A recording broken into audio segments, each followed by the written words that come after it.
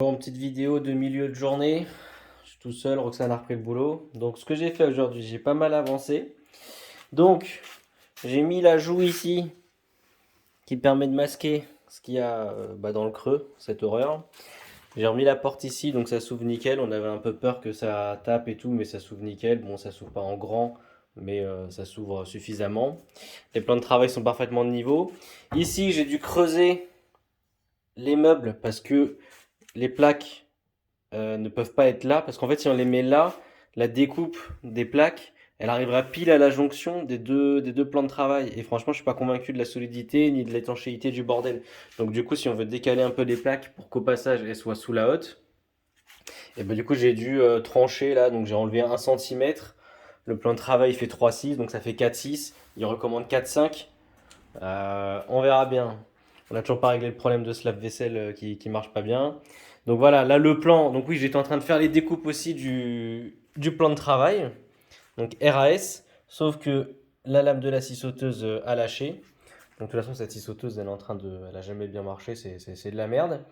Donc voilà, il faut que je rachète des lames pour finir la petite découpe. Et ensuite, bah, du coup, le plan de travail là, on pourra le remettre là. On pourra mettre les plaques.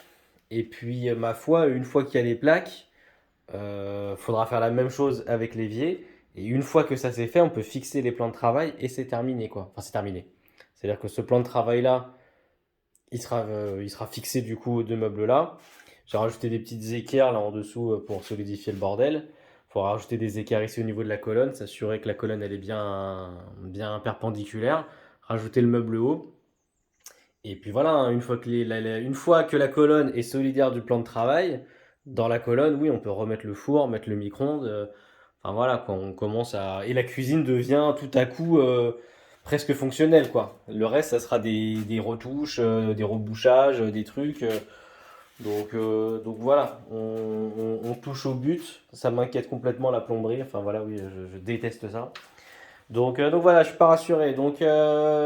Sinon, ce que j'ai fait d'autre. Un truc que j'aurais dû faire hier, j'ai fait.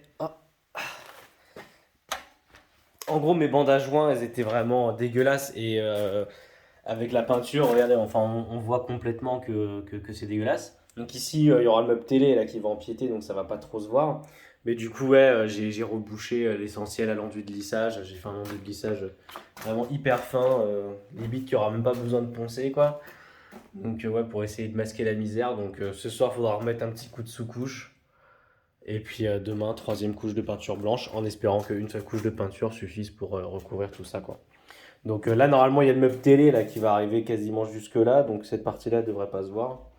Mais ouais, c'est pareil, là, il y a des. En fait, en fonction de la luminosité, on s'en rend vachement compte. Là, ce matin, je voyais pas là que c'était dégueulasse en bas, donc je vais remettre un tout petit coup aux endroits stratégiques. Et puis ma foi, voilà. Donc bon bah c'est tout la famille. Je vous fais des bisous et je vous dis bye bye et à la prochaine.